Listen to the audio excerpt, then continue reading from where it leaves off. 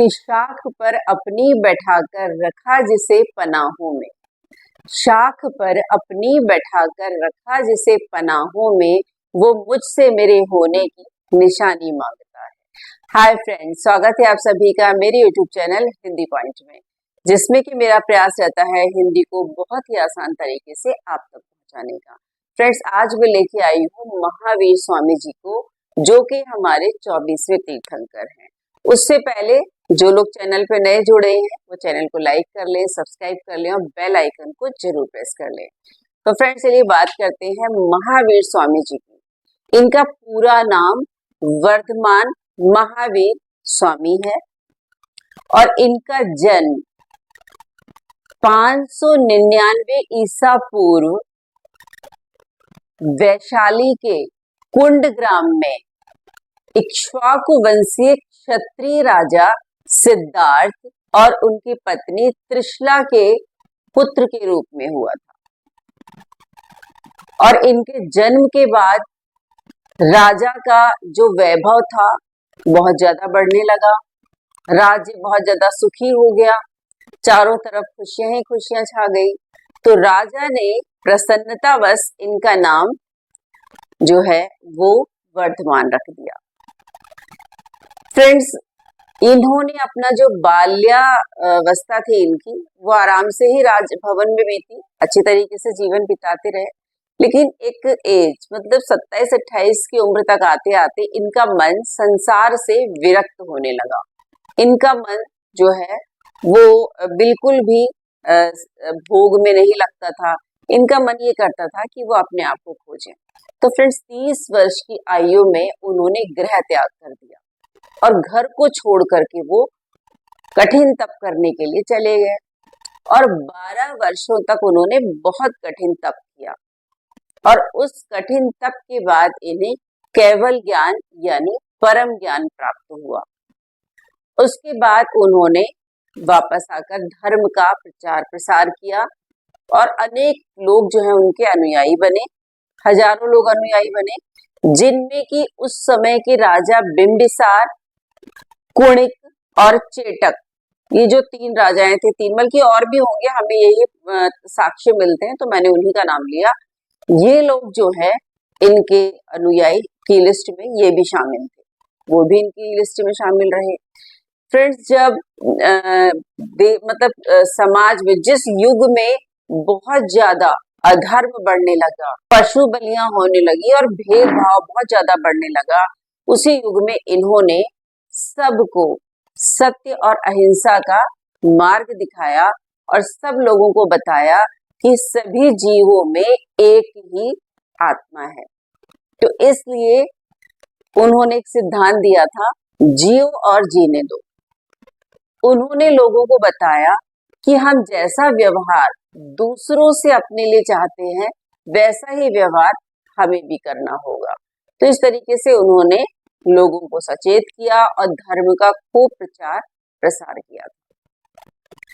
Friends, इनके विवाह की अगर हम बात करें तो विवाह इनका एक राजकुमारी जिसका नाम था यशोदा, उसके साथ हुआ था और यशोदा से ही उनको एक पुत्री की प्राप्ति हुई थी जिसका नाम था प्रियदर्शनी, जिसका इन्होंने कालांतर में जमाली नामक राजकुमार से विवाह कर दिया था। फ्रेंड्स, मैंने आपको बताया था इनके जन्म के बारे में। अब इनके निर्वाण को देख लेते कि इनको निर्वाण कहाँ प्राप्त हुआ था। फ्रेंड्स, इनको निर्वाण हुआ था बिहार के पावापुरी में और इनके जन्म को तो आज भी जैनी समाज जो है वो महावीर जयंती के रूप में मनाता है और इनके निर्वाण को दीपावली के रूप में मनाता है और बहुत धूमधाम से मनाया जाता है।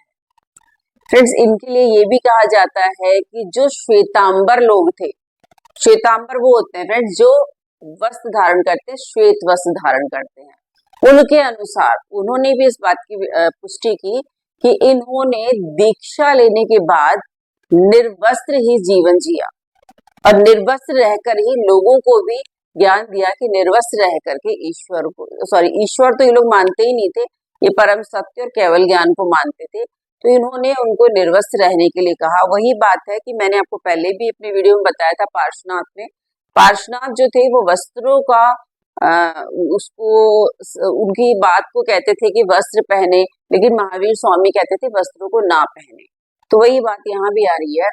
तो फ्रेंड्स, इस तरीके से मैंने बताया कि महावीर स्वामी जो है वो आजीवन वस्त्र त्याग करके रहे और उन्होंने धर्म का प्रचार प्रसार बहुत अच्छी तरीके से किया, लोगों को शिक्षित किया, लोगों को धर्म के प्रति सचेत किया और जो अहिंसा असत्य था उसको अपने ज्ञान के मार्ग से दूर कराया।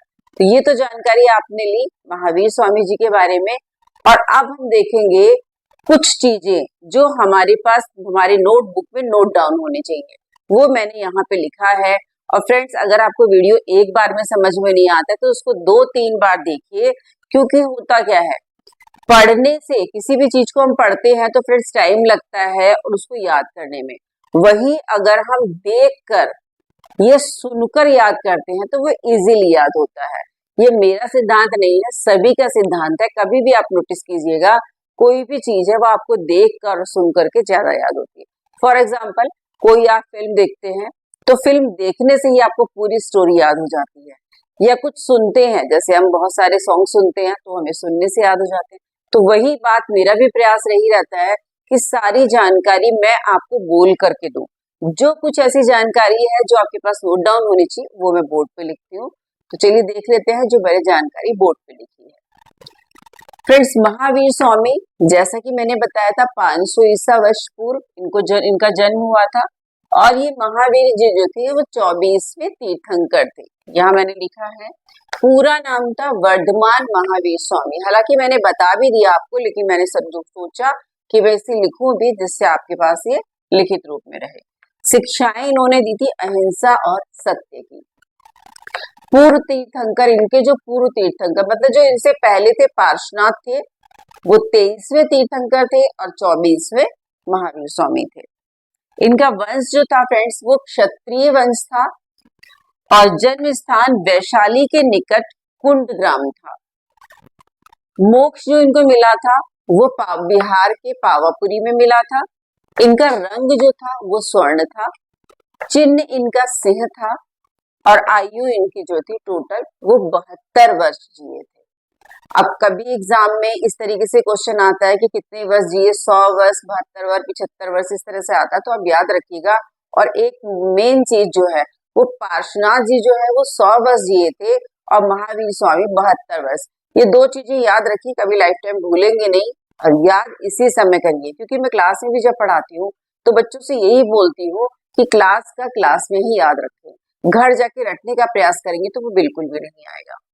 देखिए, इनके जो शिष्य की मेन संख्या बताई गई है वो 11 बताई गई। वैसे तो असंख्य इनके शिष्य थे, बहुत से इनके अनुयायी थे, लेकिन जो मेन इनकी ही शिक्षा पर चले वो 11 थे। इनके पंचशील सिद्धांत, जैसे मैंने आपको बताया था कि सबके अलग अलग सिद्धांत है, तो इन्होंने 5 सिद्धांतों को माना था। सबसे पहला सिद्धांत था अहिंसा सत्य, दूसरा था अचौर्य या ब्रह्मचर्य, तीसरा था स्यावाद और चौथा था अनेकांतवाद और 5वां था अपरिग्रह। तो इस तरीके से आपने देखा, और स्क्रीनशॉट नहीं लिया है तो स्क्रीनशॉट ले लीजिए। आई होप स्क्रीनशॉट ले लिया होगा आपने। तो आज की वीडियो कैसी लगी कमेंट सेक्शन में जाकर के आप बताते ही हैं और मुझे पता भी है, लेकिन कहना तो बनता है इसलिए मैं कह रही हूँ। कमेंट सेक्शन में जाकर के बताएं, अपने लाइक्स और कमेंट्स के द्वारा मुझे मोटिवेट करें। तो फ्रेंड्स, आप लोग वीडियो एंजॉय करिए। तब तक मैं दूसरी वीडियो की तैयारी करती हूँ और आपसे मिलती हूँ अपनी नई वीडियो के साथ। तब तक के लिए जय हिंद, जय भारत।